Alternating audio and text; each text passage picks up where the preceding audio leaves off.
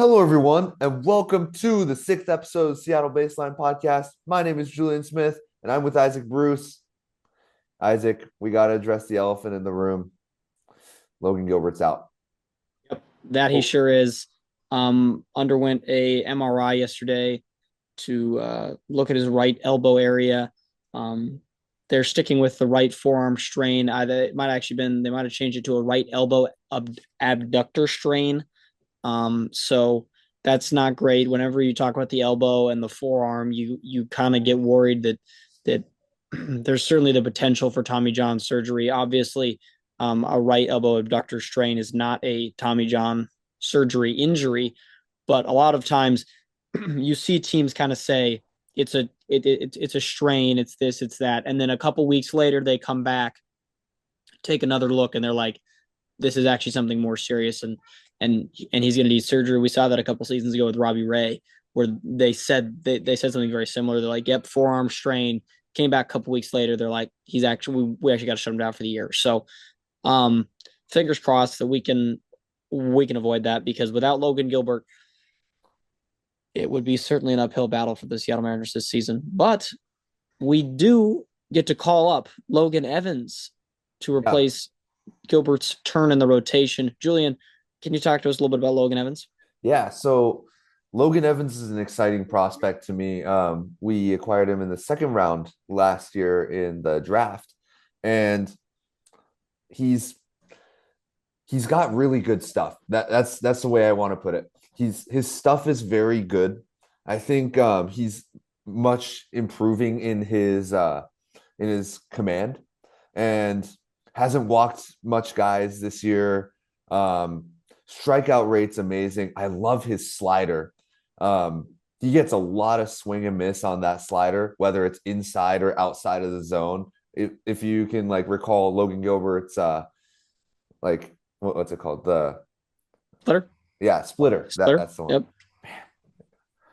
Yep. His like you know how Logan Gilbert would throw the splitter and then it would get the swing and miss inside of the zone. Mm-hmm. Like imagine that, but with a slider with Logan Evans. He's really, really good. The only reason he's not part of the starting rotation at the start of the year is because our starting five's really good. But he's, Absolutely. in my opinion, he's an excellent choice to come up in the big leagues. Mhm. I love his stuff. Definitely the slider. Can't overlook the fastball either. Just overall, like he sets up really nicely for all his stuff. Like the sequencing of the pitches, that's where it gets everybody because like at one point he'll throw like a bottom of the starting at the bottom of the zone slider that goes out of the zone. And the next pitch, once you thought you cleared the slider, now he's throwing a fastball at the bottom of the zone, like perfect stuff. Absolutely. I just like the way he plays. But yeah, Yep. that's my view on Logan Evans. I think he'll do really good. Evans, great pitch tunneling and dirty slider, says Julian. We drafted him in 2023 in the 12th round. Um, Great prospect. Excited to see him pitch. Looks like he's getting the nod today. Today being Sunday, to see what he can do against the Marlins. Hopefully we get another win against the Marlins. Saturday night, the Marlins did not have a fun day. They lost pretty soundly, Julian. It was 14-0, and it started out real hot with back-to-back home runs to Yeah. start the bottom of the first for the Mariners. Julio Rodriguez, funny, Julian. We've had a little theme when we talk about Julio. Yeah. The consensus is if he's going to be on time for the fastball, he's going to do well. Yeah. And funnily enough, he hit a foul. He hit a fastball off the foul pole Yeah. in left field, so he was on time and good things happened. And I think we continued to see him hunt the fastball for a lot of that game, which did lead to some chase on the slider outside the zone. But overall, he continues to hit the ball hard, and it's we're seeing him start to improve a little bit. Hopefully he can continue to improve. Polanco continues to mash. Yeah. Um, No, seriously. like he just is red hot right now. Love to see it. Another guy that's red hot, Ben Williamson. Hmm. Julian, we briefly touched on Ben Williamson last week. He's continued to be productive in the offense. Um, I think the day after we said that he didn't have a ton of power, he immediately proceeded to hit a home run. So that was funny, but it's good to see him continue to hit the ball hard. Um, who's kind of piqued your interest the last couple weeks, Julian? Who you're looking at on this offense? I mean, I want to go back to the Ben Williamson point. He comes up to the plate, right? And he reminds me of Mitch Haniger. The way he steps to the plate, the way like that smooth, like just practice stroke as he steps in, everything, just the demeanor, the way he like concentrates, just the overall look that I get is the same way. And I feel like every time I watch him, I feel really confident with him. Whether he hits the home run, a double, a triple, or a base hit, doesn't matter. Like he gets the job done because I feel like he mentally never gets beaten. He's a really strong mental guy. Absolutely, And that's the type of player where like, you know, that's what we needed because absolutely, our a lot of our guys hit the home run. That's great, but this guy just knows how to play it. And I think Ben Williamson, along with another guy, Leo Rivas, just two guys that likes to hit the base hit, doesn't really hit many power balls, but they'll get the job done. And it's absolutely, yeah.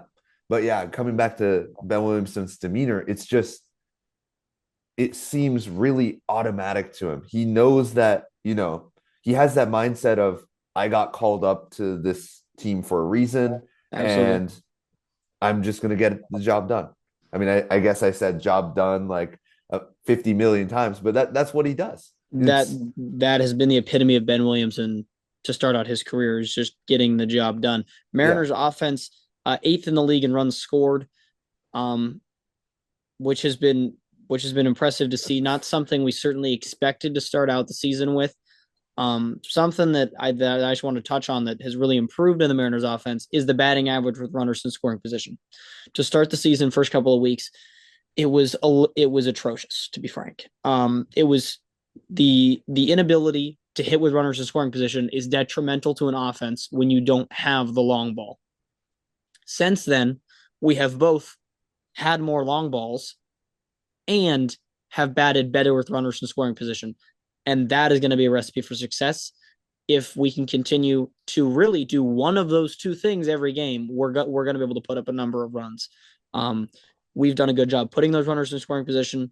The question is, can we get them in? Our average is not the highest. Our average is more high teens, low 20s in the league, batting 236 as an offense. And so we're just doing a good job getting on base. yeah, Working walks, getting hit, whatever it may be, finding a way aboard, finding a way over, finding a way in. Love to see it. yeah, Um, and it's been fun to watch. yeah. And like the the walks that you're talking about, it seems like other than other than Julio, which we'll address at a later time, um, like everybody seems to be seeing the ball well, whether it be Jorge Polanco, JP Crawford, like even like Jorge Polanco doesn't take many walks. He hasn't been for this season. He's been more of a hit and either home run, double, single, that type of guy. But like I watched an at bat yesterday where Jorge Polanco took a pitch that was really close, didn't even budge because he sees the ball so well. And that was the point where I was watching it and I was like, wow, like this guy really sees the ball. Not Absolutely. not just like he's not just auto taking. He's either fouling off or hitting any ball that's in the strike zone and lays off against every single ball that isn't in the strike zone. And if he does swing for a ball that's outside of the strike zone, turns into a base hit. And Yep. so like everything he's in control. And that's what I see from Jorge. That's what I see from JP. That's what I see from Ben Williamson. Leo Rivas continues to get on base every time. everybody's seeing the ball and everybody's contributing. And that's the Absolutely. point. Like it's a really good offense when your team is, contributing. Absolutely. The Mariners have always been a team. Well, of the last 25 years, we've always been a team that maybe doesn't have the most powerful start of the lineup. So it's very important to get that end of the lineup production. With Rivas, as you mentioned, Williamson, as we've talked about, and JP's uptick in contact numbers. He was struggling a little bit with hitting the ball early in the year, but he's certainly improved and he's doing what he does best, just dunking balls into the outfield for base hits. And that's what we need from the end of the lineup is just finding a way aboard. And then we need the guys at the top to just hit the ball hard and hopefully good things happen. And that's baseball. So, the Mariners have certainly done it well as of late. Um, Pitching has been, good in good at points, bad at points. Able to get a series win in Fenway, something that we have not done in a very long time. Yeah. So that was good to see. Some quality starts out there. Um, the pitching will improve, and as it continues to improve, we'll get more quality starts. Um, Hoping to see the starters go a little bit deeper into games here as the season moves along. Bullpen's just being stretched a little too thin. The reality of not having five guys that are absolutely nails like some teams do is you don't want to have a sixth, seventh, eighth inning reliever and then get to Munoz, right? You want to be able to go set up Munoz or seventh set up Munoz. So we'll see. But yeah, no, it's been a great week actually. Not a whole lot of complaining to do about the Mariners this week. Um, any closing thoughts, Julian? I you said not many complaints, and I totally agree with you, but I think we need to address Julio's like outside slider problem. We Yeah, we just mentioned that Julio mashed the home run against the fastball. That was great, but how much of it is cheating the fastball? How much of it is like swinging early to it to make sure you get to it, and how much can we make sure that Julio, can stop yes, swinging when, because the swing or the check swing before the slider got him like actually swinging, that was a really close check swing and it wasn't even close to the strike zone. The pitcher just adjusted, put it a little bit more towards the right. The second one actually starts in the strike zone and now slides out. He's out. And so I think when Julio's at his best, obviously he can hit the fastball. That's the most important thing. But other than that, I think it's the ability to react to the ball because that's what superstars do. It's not to like cheating the fastball is obviously it's a good move if you're always late, but it's like a band-aid. right. At some point the band-aid comes off and you've Yes, got something where, kind of like what happened with Julio, where he's now almost check swinging into a slider that didn't even start in the zone. And that's the point where you just got to see the ball. And if you're going to be the superstar that this team claims you to be, then you've got to really, you know, just lock it in. If the fastball comes, you've got to react fast instead of, okay, I'm going to swing early at the fastball because hopefully it's a fastball. exactly. That's Exactly. yeah, And, obviously it's easier said than done, right? We can sit yeah, here all day and say, oh, just react to the off speed. But realistically, there's a reason that these guys are paid millions of dollars to throw their slider. It's because it's pretty darn good.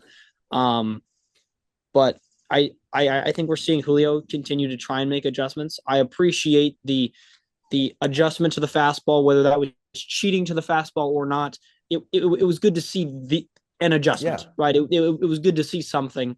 I think we'll continue to see him kind of poke around with some different approaches as he kind of settles in a little bit more.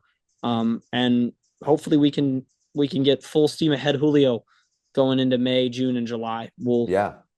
We'll continue to see him improve, hopefully. So And yeah. like his power number compared to the past two seasons, like in the first 2 months Hmm. has been really good. And so Hmm. like he's obviously been making the adjustment. I think the way that Dan Wilson is has been putting him into the lineup during spring training, I think that gave him an early start into kind of Absolutely. like the slumpy months of the season. And then now you've got good Julio earlier than what you would have expected. Hopefully it works out the right way. I think the adjustments that he's making every time he comes out and he's like better against a Hmm. certain thing. And Yep. so if he can just keep on polishing it up, fixing it up, and Yep. become the premium Julio that we want him to be, Absolutely. this offense, if Julio's good, then this offense is almost perfect with the way that Absolutely. it's structured right now. Absolutely. Yeah, no, I mean, we said early in the season, this offense is hot when Julio is hot.